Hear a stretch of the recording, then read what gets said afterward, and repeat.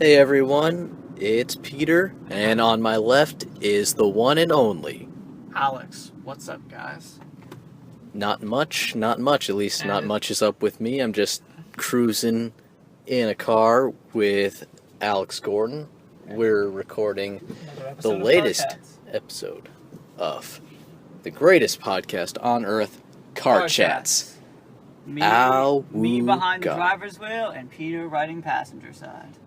Yep, this is our fourth episode, and I hope you, listener, are a gamer because this is a very game-centric episode. We haven't done a game-centric episode before, but this is going to be one of those. Yeah, so right now we have two topics in the running right now, and it's also, I should also add that this is going to be a much shorter episode of Car Chats than you're probably used to because we just recorded, I'd say maybe an hour and a half of material just now, reviewing a game and a movie, which you should definitely check out.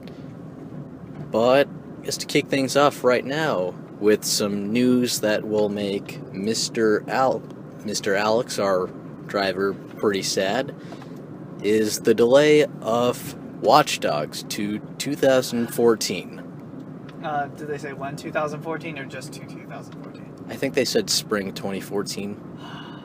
I'm very disappointed because this is the one of the few games besides Grand Theft Auto 5. Check out that review, by the way, that I was interested in. But that could or not be a good thing. When we think about games, don't usually get delayed often, so it kind of brings in the question about when release dates for video games, because this is a big, and in terms of the industry, this is a very debated topic from the business perspective about when to release games and whether release dates affect quality. And I think this became really an issue after the Mass Effect 3 ending controversy, because the idea came up because it was discovered that, and I'm backtracking, most of you probably know this by now, that EA Games, the publisher for Mass Effect, rushed kept pushing the release date forward.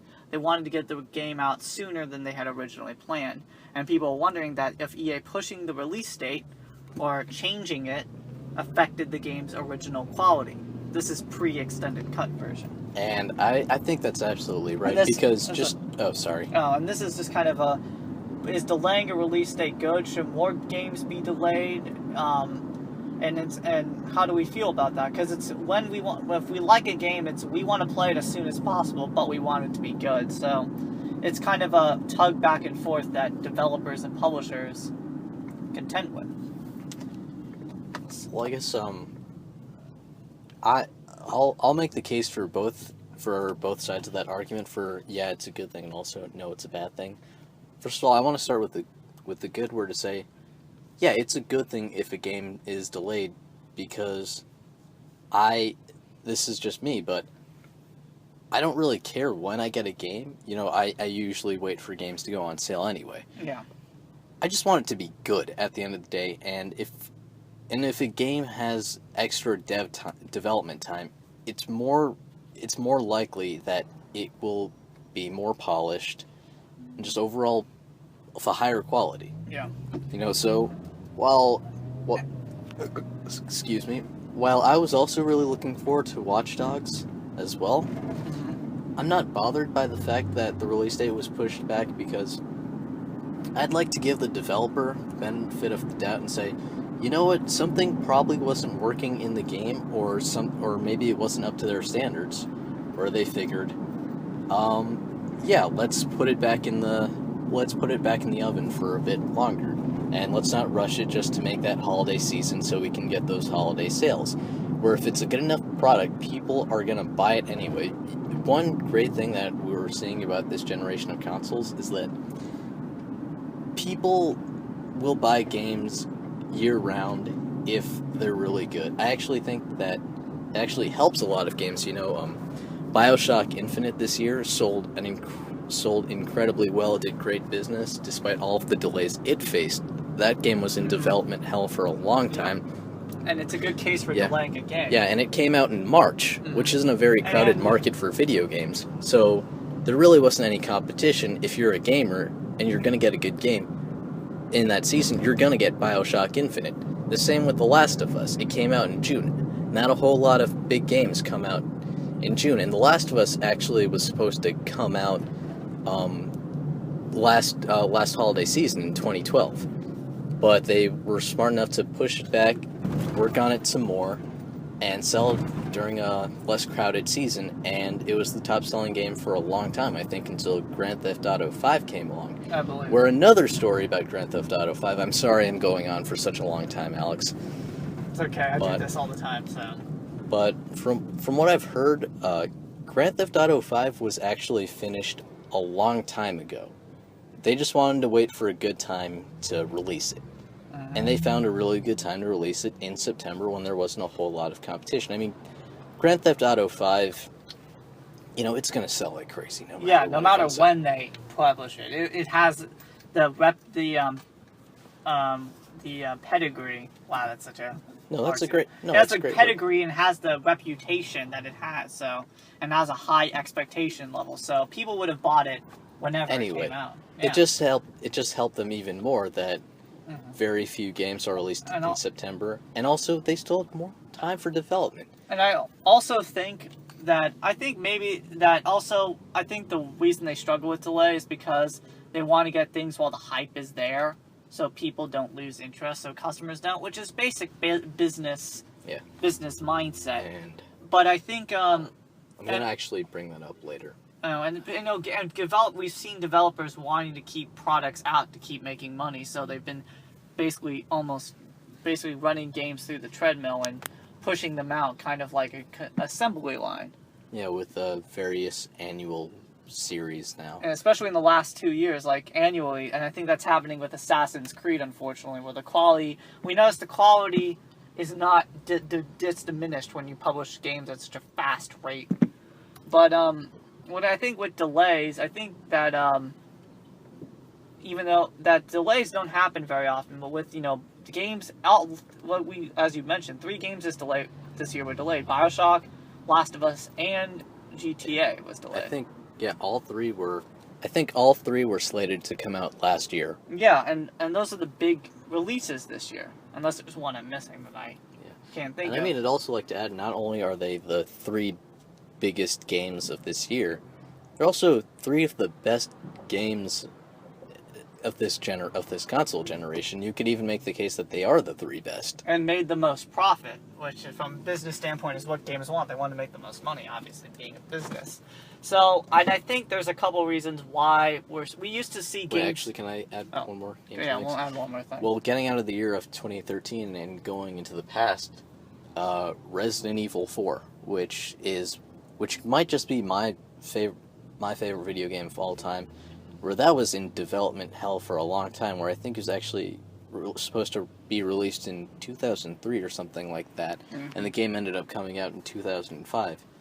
And due to that, due to the countless delays and extra time they put into the game, they created one of the most important games in recent memory. It sold like crazy, and it also really changed how people approach video games and how we play video games. Like, you know how in third-person shooters there's that if you press the trigger, the camera zooms in over the shoulder to let you aim? Yeah. Yeah, that was started in Resident Evil 4, which is and it's the only Resident Evil game that's ever done well. Yeah. The Resident Evil series has lasted a very long time, and they've been churning out games assembly line style. It means slow development time. That's what I mean by assembly line. And the quality is, Resident Evil games. The last one bombed. Resident Evil, I think it was 7? 6? 6. It's 6. Resident Evil 6 bombed badly. And I think we are starting to go back to longer development times, which I think there have been, several years in these last couple of years where there were really no good, great games that came out. I think I think it was either 2008 or 2009 was one of those years which was one of the worst results of games in recent memory. I don't remember which year it was, but there was maybe 2009, 10, where games did very poorly. I mean, yeah, correct. I'm sure that some big games came out in those 2 years, but I really don't remember anything that came out. Wait, shit, nope, 2010, nope. totally was wrong. Grand Theft Auto 4, which was did bad. No, we're totally wrong about 2010. Oh, was that Skyrim came out 2010? Red Dead Redemption. Oh, Red Dead Redemption. But BioShock 2, Mass Effect 2. There were some heavy hitters that came out that year. But there's some years where there haven't only been maybe one or two, and maybe there's only really ever 3 in a year. But I think what really changed that, I think, in the industry, because when games being delayed, was Mass Effect 3. And I'm just harping on too much because I'm a big fan of the series, so maybe I'm a little biased in my opinion, just disclaiming that. But that was a game where it clearly proved that not rushing the development time really can be extremely detrimental. And I think Mass Effect 3 became the case in point for that. Was something that totally got overshadowed. That one decision to not delay it caused a mistake that overshadowed the rest of the series. Yeah, that's a good point. And I think that and with Watch Dogs could have been delayed, and maybe we're speculating here because of how well Grand Theft Auto 5 did, and given how much delay they put in between the 4th and the 5th game. Grand Theft Auto 4 came out in 2008. Remember that. It did, yeah. It's a long time between them two. And 5 years, right? And we should notice that with Rockstar, they put a lot of delay in their big sellers in their games. There's a lot of waiting time in between their games. They make few games that they put a lot of effort into. Another great example of that would be, I'd say, Valve is another one. Oh, we're gonna get to Valve. We'll get to Valve. Valve is, I think, the pinnacle of long development times. Yeah. So I think I'm gonna try to argue the opposite point. Mm-hmm. Say, while delays generally do give them more development time, there's also a pretty big problem with delays that you pointed out. And to really illustrate that point, I'd like to ask you a question, Alex, if you don't mind. Yeah, go right ahead. Do you remember Kingdom Hearts? I do. Okay. Well, for folks who don't know, it was pretty much a surprise hit where Square Enix, the developers of the Final Fantasy series, pretty much mashed up Final Fantasy and Disney and created a pretty good game. I think it came out in 2002, maybe 2003. Yeah. It was early in the PlayStation 2 life cycle, and they created a sequel a couple of years later. And then it sort of fell off the map, where a couple of spin-offs appeared on various consoles like the DS and such. They released a few HD collections. But Alex, while Watch Dogs being delayed was the big news this week, yeah, for the first time in years, Square Enix released footage of Kingdom Hearts 3. They're making a Kingdom Hearts 3? Exactly, and do you want to know what the reaction was of most people? I'm guessing by your tone of questioning, it was pretty negative. No one gave a shit. Really? Yes, exactly. And that's the big problem with delaying for too long. As you pointed out, developers are businesses, and businesses want to cash in on the hype. Unfortunately, since Square Enix took forever to release any information on Kingdom Hearts 3, and when they did, it was over such static length periods of time that pretty much all interest in Kingdom Hearts has vanished. Yeah, and I think that is a good point, that we are that as a culture, we have very short-term interest span. We're kind of like, our whole society is really ADHD. As a society, we have ADHD, really. That we are interested in one thing, and then we will move to the other thing and quickly forget about old things. I think as a society as a whole, so you cannot wait too long for development. Because eventually you will get forgotten, because that's the nature of business. Things get forgotten and left behind. And I think the perfect example of this, Duke Nukem. God damn it, I was just about to say Duke Nukem. That is, I think, also the argument against delaying is can never be more strongly evidence for the negatives of delaying a game than Duke Nukem. For the development of, what was it, Duke Nukem Forever? Yeah. Like, they waited so long to release the game that it got to the point where the world had moved on from Duke. No one really cares about Duke Nukem anymore. A lot of young gamers now, don't know who Duke Nukem is. And for guys like Alex and myself who do know who Duke Nukem is, we didn't grow up with him, so we don't really care about him. I don't know about you, Alex, but I've never played a Duke Nukem game before. Also he kind of just seemed like like you see it with movies, like a character out of time. Yeah, he's an anachronism. Mm-hmm. He's an anachronistic character. Holy crap, that was a tongue twister. Try saying that 5 times. But I think this is the part of the podcast where we just start making noises with our mouths. Yeah.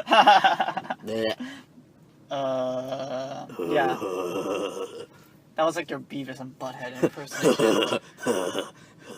My brother can do a great one. I have my younger brother who is a handful. And our friend Scott. We keep hyping about bringing Scott into a podcast, and Scott is interested. He's an interesting guy, and I'm sure on future podcasts Scott will be joining us. We'll have to get in touch with him. Mm-hmm. But anyway, yeah, as you said, Duke Nukem is a man of a past age. He's like the action hero. He's like a parody of the action heroes of the 1980s, really, in the early 90s action hero movies. It's like when you were growing up, he was the quarterback on the football team, who's super cool, always wearing his Letterman jacket. He drove a badass Camaro. And then, you sort of moved out of town, and then, in like 10 or 15 years later, you decide to visit your old town, see some old folks, see your old haunts. Mm-hmm. And then you see Duke, and he's still driving the same Camaro, except that it's now beat up, part of the frame is missing. His leather jacket is pretty frayed now, one of the sleeves is starting to come off. And the guy is still telling you that Poison is the greatest band of all time. You know who he reminds me of? He's like the character from The World's End. The guy who never grew up. Yes, Simon Pegg's character. I don't remember his name, but that's exactly spot on. He's just like, the world moved on from... because, back when Duke Nukem came out, which was, early 90s, he has kind of a misogynistic, chauvinistic style, which we saw in male characters in entertainment back then. Yeah. And now in the world today, that just doesn't fit. Yeah, we've just moved on from that shit. It's not even a question of, you libtards are so offended by everything. No, it's just the simple fact that we've already seen his character before. He's boring. He's not interesting. Why do we have to deal with him? Yeah, exactly. And here's another game that we live in the same fucking world in which we have The Last of Us and stuff like that. Interesting, well-written, developed characters. He's from like a different Joel time. He's like a person from a different time. We don't need him anymore. Yep.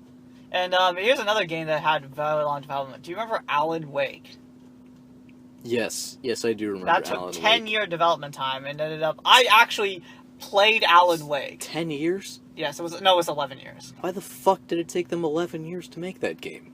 That is a mystery that I do not know the answer to, but no one seems to know. God.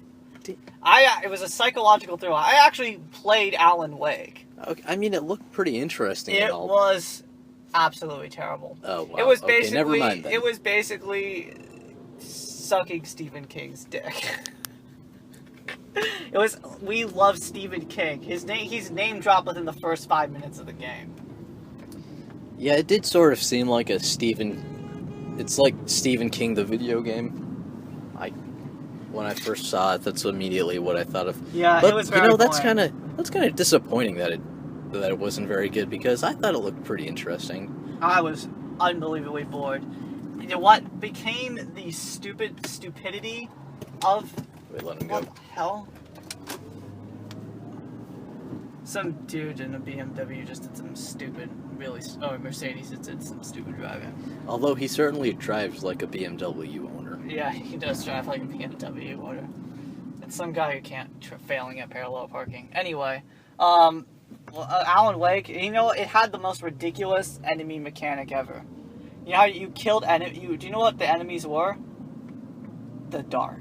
And you killed enemies with a flashlight. And a pistol. Alex, that really sounds like The Happening. It sounded like The Happening. You just shine your flashlight at an enemy and it became injured by the flashlight, fired 2 bullets, it disintegrated into dark specks. Oh God, run away from the night! It's everywhere! It's coming right for us! You could die from the darkness. It was like one of the most stupidest things ever. But yeah, you remember that scene in The Happening where they tried to run away from the wind, right? Yes. Guys, Happening, M. Night Shyamalan, worst director in the history ever. You gotta run away from the dark, man. The dark. Oh, sweet. Another emergency vehicle just killing time up there. Alright, so I remember we were gonna talk about Valve. Oh, Valve, yes. Yeah. In terms of long development times, I don't think anybody symbolizes that more than Valve. Granted, Valve has made very high quality games. Left 4 Dead and Left 4 Dead 2. And of course Half-Life. Their granddaddy of games, Half-Life. Which was basically the godfather of the first person shooter.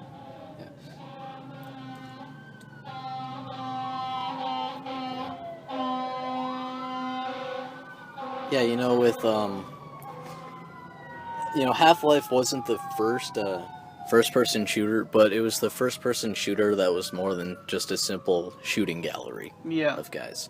Yeah, it really had a first-person shooter with a character, and it was it's like kind of like the old, the old school video game, really. It's kind of from a different era, but Half-Life, they had Half-Life 1. Yeah, so Half-Life 1 came out in 98, and then they released... Wow, we just saw 6 fire trucks running down. Holy shit. Yeah, we were on the street and we just saw 6 fire trucks just rolling in a line. But yeah, so Half-Life came out in 98. Half-Life 2 came out in 2004, and then in between I think they released some expansion packs. And then, so Valve decided to do something kind of innovative at the time where they said that instead of waiting 6 years to release... Excuse me. Oh my god, excuse me again, I'm sorry. But instead of releasing one big game every, 5 or 6 years, they decided that they would try to make an episodic narrative, sort of like a TV show. So they announced Half-Life 2 Episode 1, which would be a kind of sequel or expansion to Half-Life 2, and it was really fun. It continued the story. It's great gameplay. I think it came out, a year or so after? Yeah, that's about right. So not terrible turnover, especially because you still got 4 or 5 hours of gameplay for a reduced price. I think it was $20, $10 or $20. Yeah. Well, then Half-Life 2 Episode 2 was released in 2007, which was a bit later, and that was also really good. It ended on a cliffhanger, though, and then everything on the Half-Life front just went dark. Yes, and it's been dark since. And we haven't heard anything about Half-Life 2 Episode 3 right now. It seems like Valve wants to turn Half-Life 2 Episode 3 into Half-Life 3. And I think they've confirmed that they're working on it. But it's been so long that I'm kind of worried that the Valve brand has been significantly diminished and that people just aren't really going to care all that much about Half-Life 3. It's almost felt like it's a fell from the Duke Nukem Fall, where it's been left behind compared to the gaming world. Imagine Valve dealing with the new generation of consoles. Yeah, that's a great point. And I don't want to be the bad guy who says it, but this summer I went back to play Half-Life 2 over again. And I've got to say, it feels pretty dated. Yeah, it does. Which isn't surprising since the game came out 9 years ago. Yeah. And it really does show the fact that it's a 9-year-old game. Yes, it does. Speaking of old games, something that has disappointed me in terms of, okay, well, we talked about kind of development times, but in terms of, some development times have been too long or too short and have been terrible also. Another example I thought of was when BioWare did the Star Wars MMO. Do you remember that game? The Old Republic? Knights of the Old Republic? No, the Old Republic. Oh, the Old Republic. No. In terms of, okay, I'm going to say this about me right now. One of my favorite games I ever played was Star Wars Knights of the Old Republic. I'm pretty sure you're not alone in saying No, that. BioWare was the first real open world game for this generation. It had been the most popular since probably Ocarina of Time, and they really created open worlds for the new... It was on the Xbox originally. It was the first open world for that previous generation, and it's 10-year anniversary now. It came out in 2003. It's still one of my favorite... It's probably maybe my favorite Star Wars game that has ever been made. And they had a coder too. Did you ever play Knights of the Old Republic? I didn't have an Xbox, so Get it on. no. It's on Steam. Buy it for your PC. Play it. All right, I'll make sure to do that. That's one of my. I've played that game. I've beaten that game more than like 4 times. There was a part where this kid Harry. We played it again. I actually have parts of the dialogue memorized to memory. That's how many times I used to play that game way back in the day. And Obsidian did the sequel, which Obsidian is basically, they're kind of like the redshirt player on a football team. Speaking of studios that take time, but I think is unique, because they do properties made by other companies. You remember Fallout New Vegas? Yeah, that's true. They're sort of like the redshirt on the a football team. Treyarch to Call of Duty's Infinity Ward. Yeah. To which, and Alex, what the hell are you doing talking about sports on our fucking nerd show? I'm sorry. I'm sorry for my sports reference. Yeah. How dare you? I know. I just committed a very bad sin for this podcast. Podcast sin. Mm-mm. Disappointed. Really disappointed, man. All right, I'm sorry for interrupting you. All right. Oh man, I didn't even remember where it was this then. You were.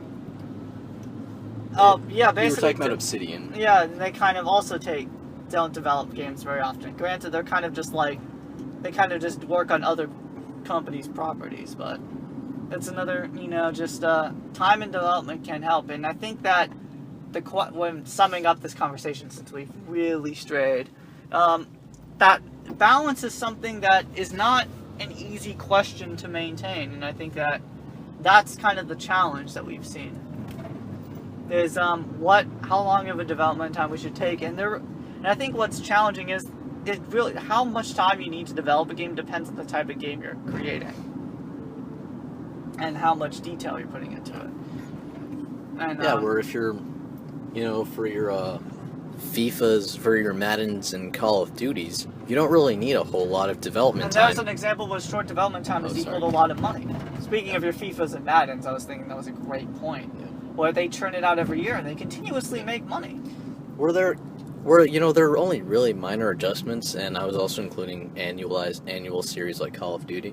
Well, there's not a whole lot of changes going on since, they're still working with the same engine. They're still working with the same technology. Maybe this will be a bit different going to the next generation. So there's not a whole lot of changes that they have to do. Sure, they'll make some gameplay mechanics, but I found especially with sports games where you only really see those big changes every 3 years, I'd say. Like, for example, with I bought FIFA 13. It's awesome, and I love it. And they did some really, really big changes that really set it apart from all the past FIFAs. But up until then, from like FIFA 10 to FIFA 12, it was really the same game, just with slightly better graphics. Maybe they tweaked the controls and the physics of the game or something. But it's really, you only have to buy a sport. If you do like sports video games, you only have to buy one every like 3 years, I'd say. Yeah, and there was someone who wrote an article comparing FIFA 11 to FIFA 12 and showing how the graphics looked identical. Practically identical. I don't know where that article is. I want to find it and I'll post it, but they were actually identical. They put exact teams. They did like a team versus a team, like Manchester United versus Liverpool, and then did the same thing on the other game and put the pictures together. It would be almost impossible to tell the game apart. Yeah. And they did like a quiz, which is what, and half the people got it wrong, which I think says something about that. So I think I kind of got off topic on that. Little fucker, don't you see the pedestrians? God damn. But I kind of got off topic, but the point I was trying to make is sort of to elaborate on what you said about it depends on the game that they're trying to make. So For example, Call of Duty knows what's up. They know that their game is all about their multiplayer. They don't really have to make an entirely new multiplayer. They actually game don't every even year. For their single player. They don't even try anymore. So for a game like that, for a sports game where it's really where it's not about the plot or specific moments in the game. I don't think sports games have a plot. No, they don't. But I mean, the thing about sports games is that every match you play is different. Where the experience really isn't. It's not really set out for you. It's pretty much what happens as you go along, which is the same thing with multiplayer games, which is why I think a multiplayer game like World of Warcraft can last for so long. Yeah. Where they don't really have to put in a whole lot of dev time for it, because they know that really the action and excitement that people get out of the game, and this might sound kind of strange, but it's not really centered on what the developers are actually doing. It's what the players are doing. And hence, I think that's why companies have tried to make MMOs, and they've all, besides World of Warcraft, they've all pretty much failed, as far as I can tell. And that's kind of what, I don't know, that's just a trend I've always been concerned about in terms of development, because it's so easy to make and so cheaper than a normal game that I feel like for development costs it's cheaper, and I feel like that's what more games are going to start doing. Like, we mentioned this, I think it was on our first or second broadcast about the Elder Scrolls. I'm scared for that. Elder Scrolls Online? I'm scared about that. Yeah. I'm scared about, if it goes bad, it's going to ruin the Elder Scrolls series, which... I certainly hope not, Alex. I hope not either, but given what happened with, like, after, and I'm calling it now, I'm going to title my own thing, The Curse of the MMO. And my example of this is The Old Republic. It was a game that followed two of probably the most popular Star Wars games ever made. I mean, before Coder came out, there was not a popular Star Wars game that I can think of. I played some obscure ones. There were a couple, like Rogue Squadron and Jedi Outcast. Oh, Jedi Outcast. I loved that game. That was a kick-ass game. There was some fun Star Wars games. There was Jedi Starfighter, too. Did you ever play Jedi Starfighter? I don't think I did. That was fun, but... Which one was that? That was where you were in the ship the entire time? Like a TIE fighter or something? Yeah, like a TIE fighter. It was like, you were this Jedi in this Jedi Starfighter, and then there were these rogue pirate people the Jedi worked with, and then Samuel L. Jackson and Mace Windu did some cameo shit in the game and whatnot. Nice. It's an obscure game. I don't know if you would remember it, but after that Old Republic, basically BioWare stopped making Star Wars games. Like, one of their projects, also Star Wars got bought. The property rights got bought by Disney, which also I don't know if they're gonna do more Star Wars games, but oh, they will. They probably will. They will. I'm wondering, because they already made that Star Wars Kinect game and those video games about the. Star Wars Kinect looked so bad. It looked awful. They also had the game. They had a Star Wars dance-off, which was kind of funny when I saw it. Yeah, but they also had that game about the rogue Sith Lord or something. Jedi, or it's like the Jedi Unleashed or something.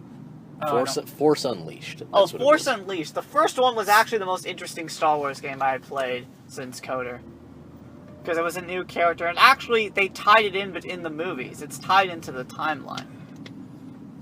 So, which I thought was just interesting. But, anyway, that idea of development times, we'll see. We'll see whether, it'll be interesting, like, how development times have really gotten faster, but they've started to slow down.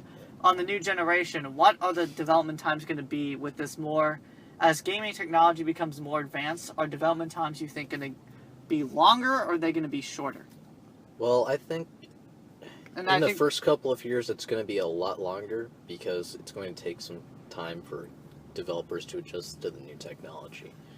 But I think it'll be about the same.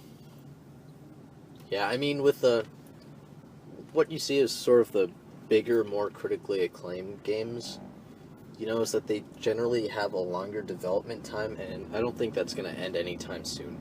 Yeah, I don't, but there's I think, an interesting question. What the technology, it's more expensive to develop a game as what the technology you're using is more advanced. And because if the costs continue to go up, because imagine developing a game for the N64 versus the 360, and how much that's probably changed over that very long period of time, whether as the costs go up, are the games going to be developed shorter in shorter periods of time and churn games out at a quicker pace? You know what, I'm not sure about that, especially with the whole move towards the digital marketplace, where you don't really have to worry about, where gaming companies won't have to worry about retail and packaging as much. Well, I don't think So they're I quite think that- there. Remember, that was, I think, what was on the Xbox One originally. Yeah, I mean, that's going to slow down. That's definitely going to pick it up as... I mean, even now, the Microsoft Marketplace or the Xbox Live Marketplace, you can buy games on there, you know? Yeah.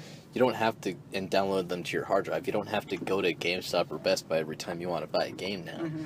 And so, maybe that will allow them to work faster or something. Maybe but because... they're going to need bigger hard drives, though. Think how many... That's where I'm getting into very technical terms here. Well, not very technical, but how much memory storage there is, how many gigabytes. Like, the newest 360 has about 250? I mean, the thing is, though, I think the Xbox One has like about 500. Yeah, the new I don't know if I'm right about next that. generation consoles, they have about 500 gigabytes. You're probably gonna be able to upgrade your hard drive.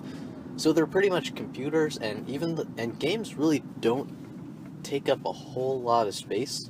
Mm-hmm. You know, it's a couple of gigabytes, but that's not. It's all the other stuff that takes up a lot of RAM. Which honestly, for me, I don't know about you guys with your consoles, but I don't really. For some reason, the other features don't really appeal to me. Yeah. And that's just and here's an interesting question that a gamer friend of mine brought up, my friend Michael.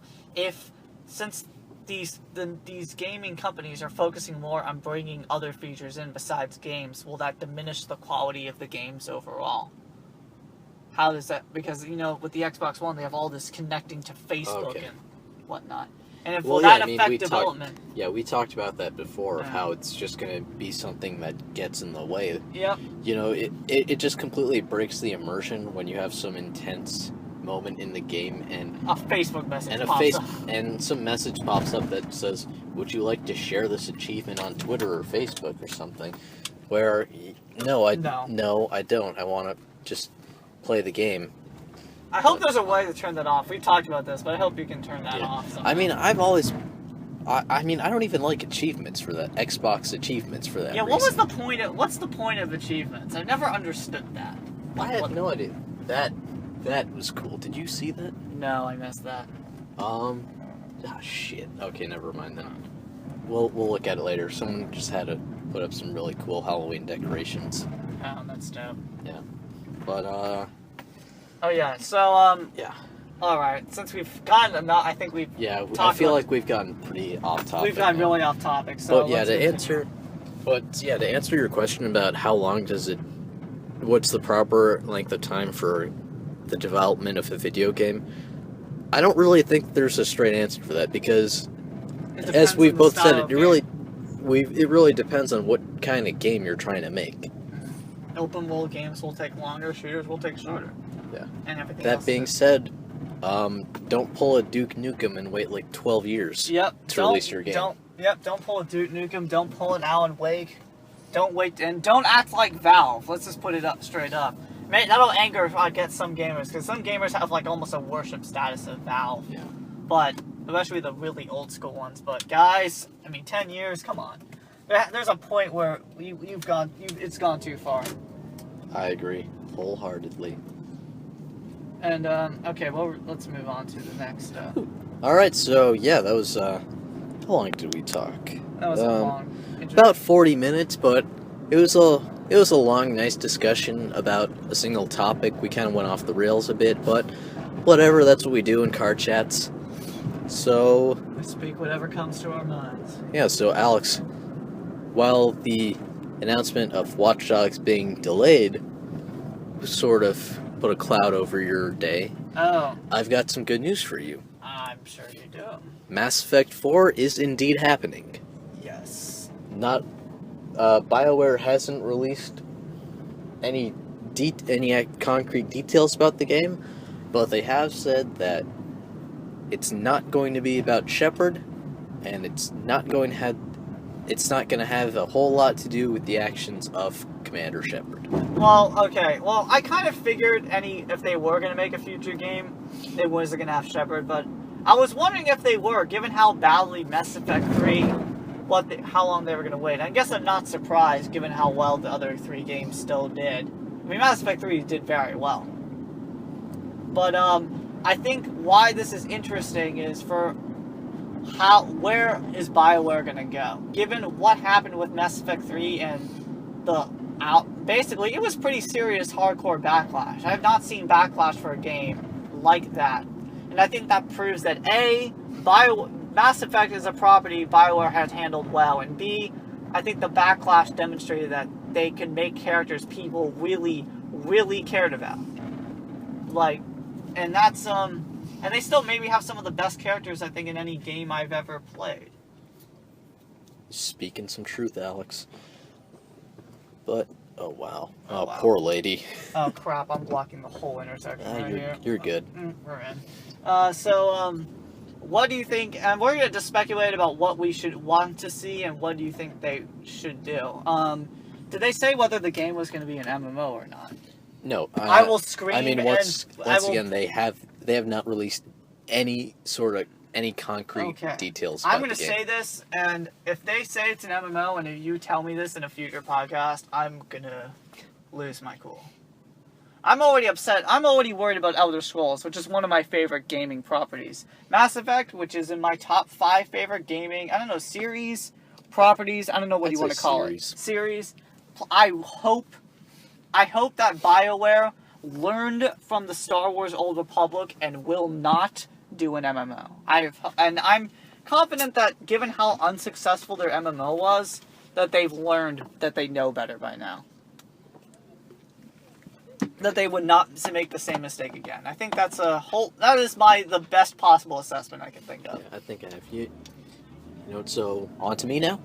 Oh yeah, go on. Tell me what you think about what you want to see, and since there are no details released yet, what do you want to see, and where do you think they should go? So first of all, based on the limited information that they've given us, where they said, pretty much that it's not going to be about Commander Shepard at all, I'm really glad about that, because I love Lucy. That's my Commander Shepard. She was a fierce, red-headed gal who didn't take shit from anybody. She was out to save the galaxy, the greatest goddamn infiltrator the universe has ever seen. But her story is done. Mm-hmm. And you know what? Mass Effect, after I finished Mass Effect 3, I said, you know what? I'm not mad. It didn't pan out the way I wanted, but it wasn't a great ending, but I'm ready to move on. Mm-hmm. I'm glad that good old Lucy got to go for one last ride. The problem, I think Mass Effect 4 is going to be interesting because it presents, I think, one of the biggest challenges BioWare has faced is that, given what's preceding it, it's with most series in a game, it's pretty easy to decide the direction you want to go. With BioWare, that's really an open-ended question. Where should the series go? And people have speculated many possibilities. Some people think that should it be a prequel game? Should it be... I mean, I've got a couple of ideas from it. I just wanted to say that I'm really glad that it's not going to be about Shepard, or it's not going to be about that whole crew, because their story is done, and I like it when you complete a story, going way back to our discussion of spin-offs, where how spin-offs are just sort of a catch-based decision that can kind of, or at least I made the case where it can kind of drain life out of the original experience. Yeah.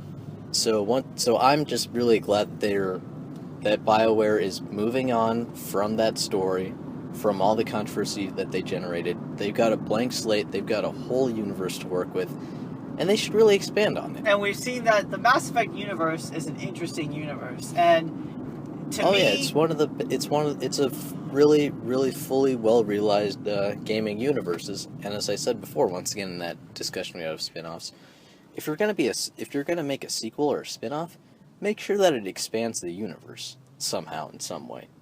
Yeah. So I was kind of hoping I could bounce off a couple of ideas I had Let me just with you. Well, Okay, before sorry. you get onto ideas, I just want to make one just comment on that. That I really don't want it to be. I really hope it isn't a prequel, because if it's a prequel, that means you got to make sure it stays connected to what you've already created, and I think that limits creativity. And I think that prequels often are just because you're tied to what you made before, it limits how good they are. The Star Wars prequels is an example of a prequel that has diluted its original. I mean, the creation. Star Wars prequels also failed because they tried to stick too close to the original movies. Yes, and Where it could be about that universe, but they could have also done their own thing, told their own story. It didn't have to. Star Wars is a huge universe. Not every aspect of Star Wars has to be about Luke and Han. It doesn't need to be about Jedi. Honestly, and this is going off topic, that game that got canceled, Star Wars, did you hear about 1313? Yep. Where you played a bounty hunter? No, we're not. It wasn't just a bounty hunter. It was Boba Fett. Oh, is it actually Boba Fett? Yeah. No, I didn't know that. Wow. But it was playing a normal character in that universe, like, not a super badass, and that could be interesting. Playing a normal guy could be interesting in Mass Effect, but that's just an idea I just thought of. Let me hear what your ideas are. Well, one idea that I actually had that I would kind of like is actually a prequel, surprisingly enough, about Saren. The first. I don't really feel like Saren got his due, because he was the main villain in the first game, and then he sort of went away. But I would like to see a game where you really step into the shoes of Saren, because I thought he was one of my favorite characters. I mean, there is kind of a prequel. There's a book that's about when how Anderson met Saren earlier. There's that book that came out. I actually want the game to be about Saren's investigation of the Geth and the Reapers, because I'm not sure if you remember, but Saren was actually trying to figure out what the deal with the Reapers were before he got indoctrinated. And working off that, I think you could make a pretty interesting game where where it's not so much as an action shoot 'em up, but it's more of an investigative game where you really get to see the Spectres as not just super soldiers, but also as kind of super space detectives in a way. And also, if they could introduce the element of indoctrination into the game, where it could become almost like a psychological horror game where you're seeing these strange visions and you're not sure what's real and what's not. Yeah, and I think a good I guess a spin-off, because we talked about spin-offs, but I think another spin-off, this is a very I think spin-offs need to base on a character that doesn't have a lot of ties to the previous material. Like we talked earlier about the Breaking Bad possible spin-off with Saul, who doesn't have an extreme amount of ties to the series. He's tied, but not as in depth like as another character. Well, like he becomes a really important character later in the series. Yeah, but I think an interesting spin-off was in the very beginning of Mass Effect. There was a character that Turian Nihilus. A Nihilus spin-off. Oh yeah, that's somebody. right. I saw that suggestion online. A spin-off about Nihilus, and I think it'd be. And they said, and the idea he wrote is a Nihilus spin-off talking about kind of more of just kind of the dirty politics behind the scenes, that kind of just normal, dirty, kind of just Black Ops, kind of a real Black Ops-like game with Nihilus. Yeah, I just thought that was a very interesting idea that someone thought of. I like Because it. he's tied to the series, but he's not he's a very minor character. He only appears in the first 5 minutes of the game. Yeah, I mean, the only problem with that is that Nihilus is such a minor character in the game, where it's a question of if anyone, is going to give a shit. It's gonna give a shit. Yeah. I don't know. I heard another ideas before I come up with mine. I'm just gonna list ideas, because I, of course, love Mass Effect, so I've read about discussion boards of different ideas. Someone has thought of an Anderson spin-off. I don't know. That could work. I mean, it's just that I feel like his story's been. I think his story has explored been already. really explored too much for that to be. And so has the Elusive Man story. Even though I don't like the Elusive Man. I thought the Elusive Man. Well, Mass Effect 3, I thought they kind of diminished his character, but I thought he's one of the more interesting characters of the I game. don't know. I got bored of him pretty quickly. Oh, I I mean, disagree. that's a part of a whole nother Top. series of problems that I had with Mass Effect 2, where I think I'm the only Mass Effect fan who would list Mass Effect 2 as his as their least favorite game in the series. Because I really like the Elusive Man, because he's kind of a villain, but he's very smart, and he kind of why he does what he does, and why, even though he's kind of basically a racist. He's like a speciesist. He's a xenophobe. He's a xenophobe, definitely. He's a xenophobe, he's a xenophobic person, and it kind of was like, I talked about how Mass Effect is kind of the most realistic space world, minus the whole Mass Effect technology, science, sci-fi MacGuffin. It is a real depiction of space, that there are aliens that look very different from us, and there'd be people if we as our society in real life would go, there'd be people who'd be accepting of an intelligent alien species, and some humans who would be hate all aliens. Who would be very, very intolerant. Intolerant and xenophobic and racist. I mean, if we're racist towards each other, why would we not be racist towards aliens? Yeah, exactly. There would be, honestly, the Terra Firma reminded me of the Tea Party for some reason. I'm going to piss off a conservative by saying that, but they reminded me of the Tea Party of the future. Yeah, that was definitely a great element. For, just a side note. Right there. That was a great element for BioWare to include. Oh, the Terra Firma Party. That would be a real political party. That would totally be formed if we were part of a galactic civilization. And the crime. I think about the criminal underworld. That there's still things there are gangs, there's strip clubs. Just because we went to space doesn't mean that crap all ended. That's another thing that's another idea I actually had, kind of going off that. It's, let's just forget about saving the world for a moment. That's kind of that's something that's always kind of bored me about saving the world. Epic sci-fi operas and stuff. Just the whole saving the world scenario. Where why don't we try to make it a hard-boiled crime game where you're trying to stop, some space mobsters or something? Or how's about a romantic story where you play the protagonist and he or she did something really bad in their past, and their lover is kidnapped or something, and you have to avenge them. I mean, it's taken in space. Yeah, sure. I mean, it's a played out story, but why not? You could, think of The Town, where it's a pretty derivative story. We've seen heist movies like that before, but honestly, it was super well written. Grand Theft Auto in space could be a very very different concept. Yeah. GTA in space. That definitely could. But think about how many in the Mass Effect series, Shepard kills many different criminals. That's why not play as a criminal? But it's like, why not? Let's just forget it. Let's forget about saving the world. Let's not deal with the Reapers. Well, there can't be you can't save the world more than the Reapers. That just wouldn't. I think BioWare is smart enough to know they can't have. And I think that's part of the challenge, is how do you have a stake or a problem that's as interesting as Reapers? I mean, the whole thing is you don't try to do it. Unfortunately, writers and storytellers try to do it all the time. Yeah, and I think that's a problem with writing and entertainment in general, but that's a different topic. So in terms of what other ideas do you have besides? So there was that, maybe a love story or something, I don't know. I think you could also, there aren't really a lot of games nowadays about romance and stuff, so that could be something that BioWare can explore. Mm-hmm. And they're really good writers, and they've got a bunch of great writers, so I'm sure they can do it. Also, did you ever play a Republic Commando for the Xbox? I did play that, About the Star Wars Special Ops Clone Trooper team? Yeah, you could do something like that for Mass Effect. It's a really tight squad-based shooter or something.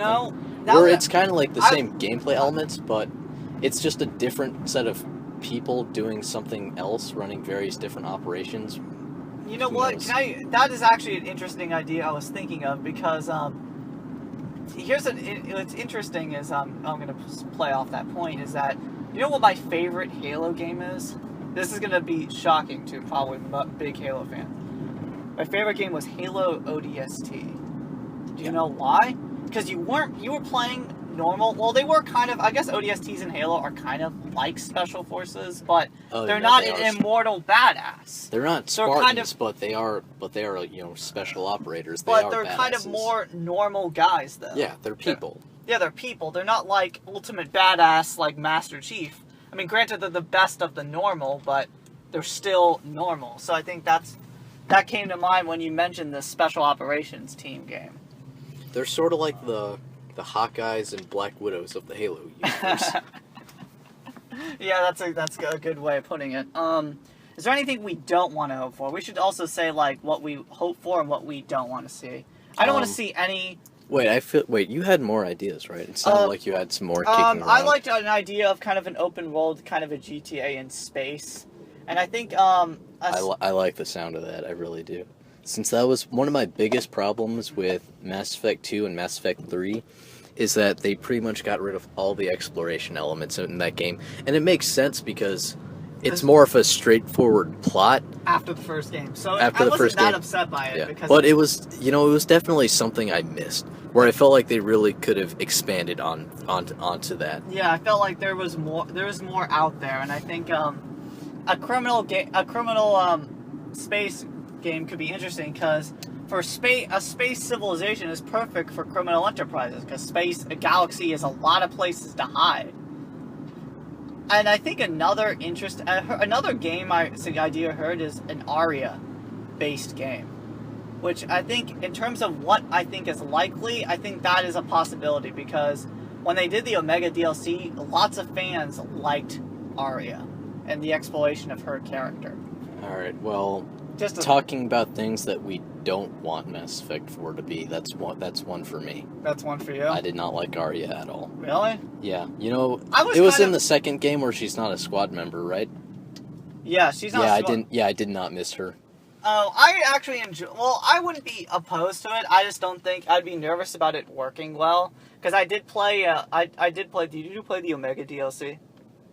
Was that Mass Effect 3? Yeah. The only Mass Effect 3 DLC I played was Leviathan.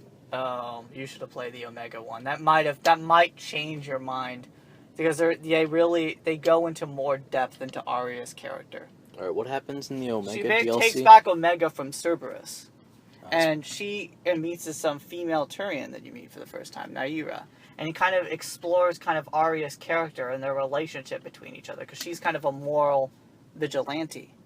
Wait a minute. Wait, hold on. Nairina? Was Liara the squad member? The Asari squad member? In what? In Mass Effect? Yeah. Okay, never mind. Okay, Arya was the boss of Omega. Never mind. Yeah, she was like the... Never mind, I'm sorry. I got them completely mixed up. Yeah. Arya's kind of like... Omega's like the opposite of the Citadel. Like, she's like the head of, like, organized crime. She's like the Dawn, almost. Yeah, where, I mean... Omega is sort of like... She's like the ultimate crime lord. Sort of like, think of Chicago in the 1920s. Yeah. And that's Omega. Yeah, Chicago in the 1920s, like, she's like Al Capone. Or Las Vegas. Or Las Vegas. 50s. She's like the Al Capone,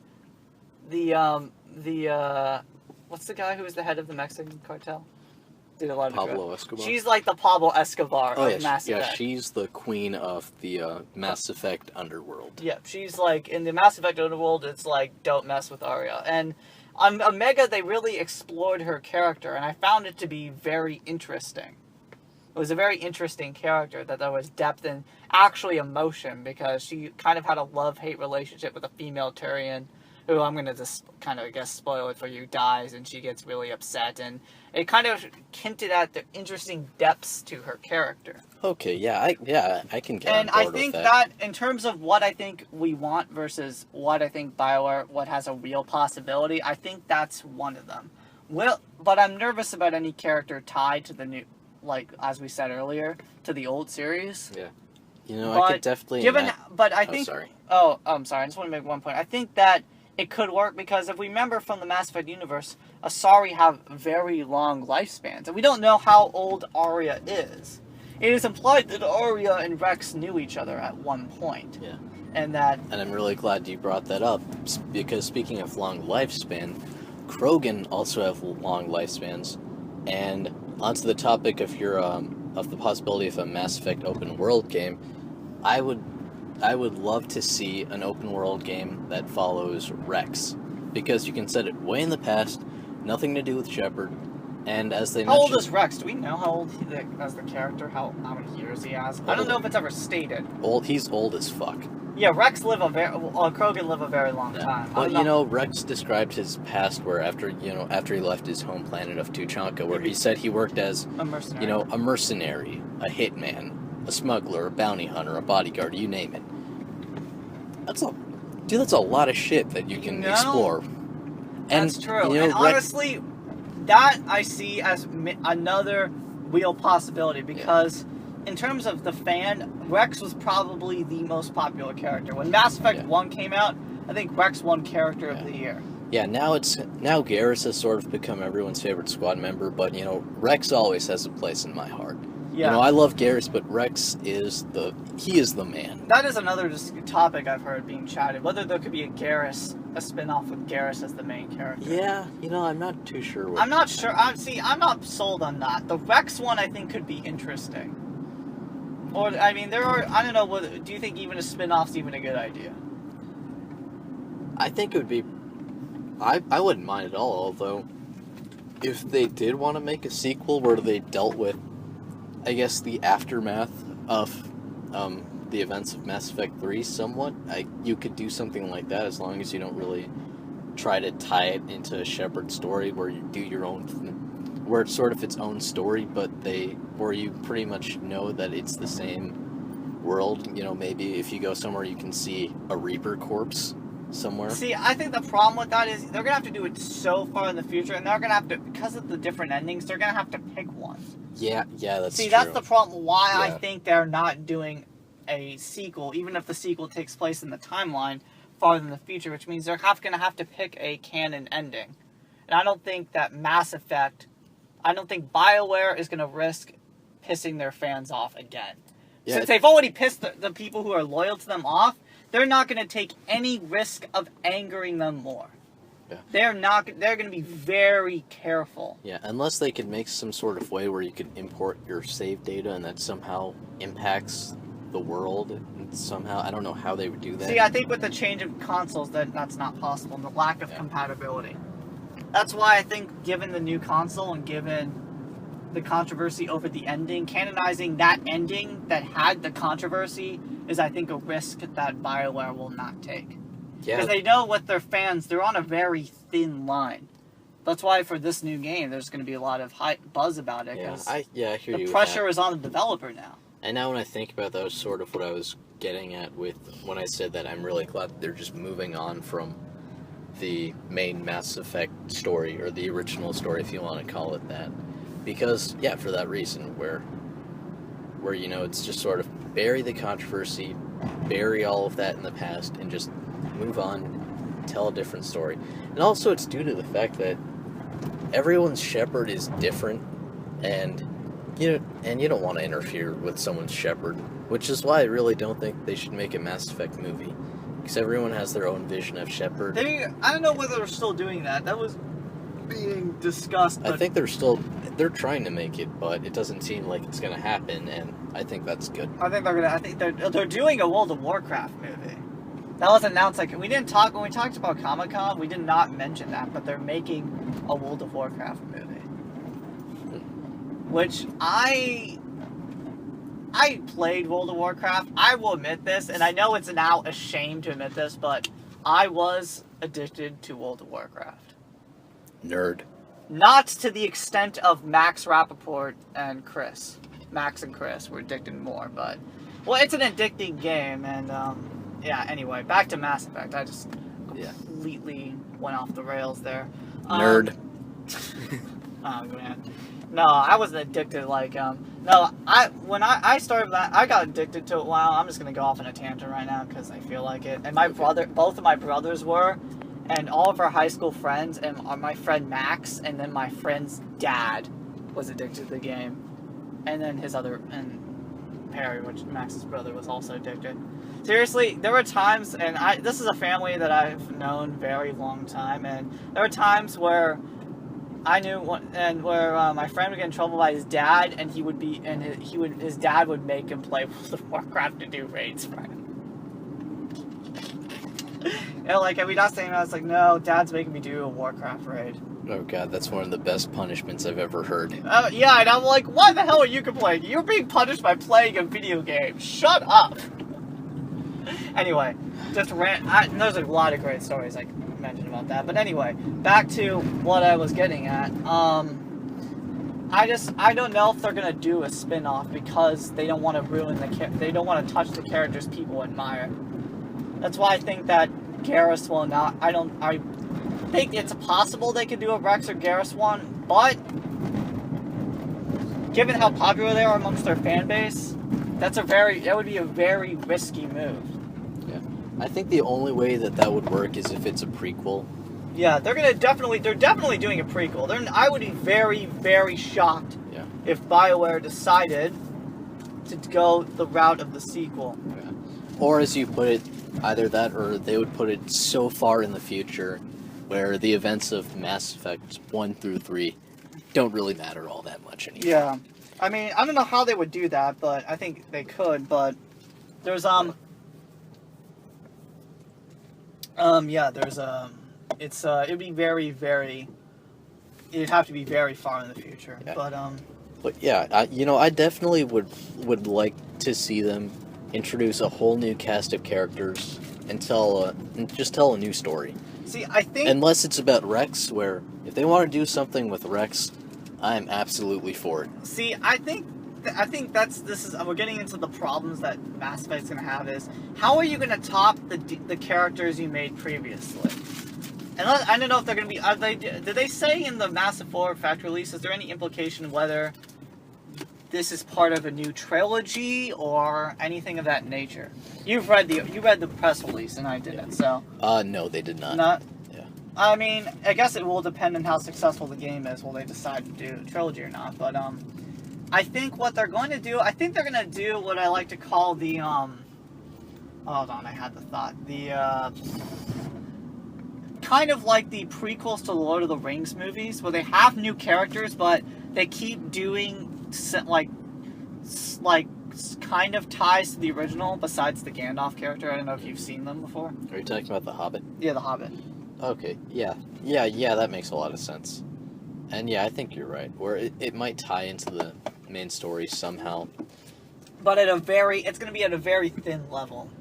Yeah. I don't think it'll take... For me, that's okay for me, but I really do want them to do you think they could have a story do you think they'll have this is a thought that I read someone else didn't, and this guy put it in the, I hope they don't do this, that they have a story, and they've done this in some games where it's gone bad, which is why I'm worried, is that they have a story that runs parallel to the original story, where it's not connected to the characters in the previous story, but it's in the same time frame. I don't think that's worked ever. See, yeah, and I'm hoping that's not what they do. They did that with did you play Lord of the Rings: The Third Age? No, I didn't play that. Oh, do you know of it? I actually don't know anything about that game. It was What's a Lord it of the about? Rings game that took a place in the original trilogy with a complete new cast of characters, where they break the rules of the movie and they tie them in with the original story. It ties in and out, and it's horribly boring. I finished the game, but there's a part where this team, it's composed of a human Gondorian who works with Boromir, an elf, another Dunedain ranger, another dwarf that kind of knows Gimli, and and some random cameo character that you saw for 2 seconds in the Lord of the Rings, Eowyn. Do you remember that mother when Rohan's burning, and she's sending her kids away on the horse? You don't know. Oh yeah. Wait. Fuck. What about her? She becomes a main character in this game. Why? I don't know. And there's a point where they're going through Moria right as the main cast going through Moria, and you're stuck at this one part where you're trying to get through a door, and through a hole in the ceiling comes a skeleton that was knocked over by Pippin. The skeleton knocked over by Pippin gives a key that unlocks a certain door. And they're following through Moria right behind the main characters, and it was just really stupid. That's dumb. Okay, basically no one listening knew what the hell I was talking about just Good. now. They shouldn't. Sounds stupid. Yeah. I don't Okay, besides all that incomprehensible stuff that probably none of you knew, the point is that a new game where they're following the same time frame as the main storyline. Because there have been spin-offs and, I guess, prequels, spin-offs to original material that have done that, where it's not related to the original characters, but it's in the same time frame. That's basically the main point I was making. Yeah, and I hope that's not what they don't do. Yeah, parallel stories. Because like this new group would like encounter the Reaper. It would be during the Reaper War. They would encounter the Reapers, but they would be nowhere near the main characters. Yeah, parallel storylines are absolutely awful. I have never seen a parallel storyline to the as terms of a sequel game with a parallel storyline. I've never seen one that's been successful. And I can't think of other examples. I'm trying to think of examples, but the fact that we can't means the idea's never worked. And so right now I'm trying to think of specific things that I don't want Mass Effect 4 to include or be, since I didn't really go into specifics. But I do agree with you on the MMO part. I don't want to see I don't want it to be a multiplayer game at all. That's my number one fear. Yeah, same with me. I'm like, given what, and I shouldn't be surprised given what I've said about Elder Scrolls MMO and how scared I am for that, given how successful Skyrim was, and kind of me being, what the hell, guys? What are you doing? That scares me. Yeah, and I also don't want to see hide nor hair of Shepard. Not even a cameo. Not even a cameo. If you want to mention him or her, I'm sorry, that's fine, but. Oh, no. Speaking of that could be good, though. Mentioning the previous characters. That could be the best way to tie in the original. Because that's the balance when you make a new game that's not really a sequel, but is in the same universe, is making something new and original, but kind of keeping it in sync with the first trilogy of material, is by mentioning it. And the best example of this, and I know we're mentioning this over and over, Grand Theft Auto 5 did that perfectly, where they mentioned stuff of the previous GTA 4. Yeah, in passing. When you have Paki as the heist member, he talks about the bank job, and he mentions Nico. Actually, if you have Paki for that job, and I know we just talked a crap load about Grand Theft Auto 5, but they mention the characters and you see them briefly, but they're talked about in discussion. Like there's where Lester talks about the Irish people, and he doesn't mention him by name, but he discusses the Eastern European guy. Well, they're talked about, but they're not seen. They could do that, though. And I was just, when you mentioned that, I thought that was a very interesting point. Which could work. Yeah.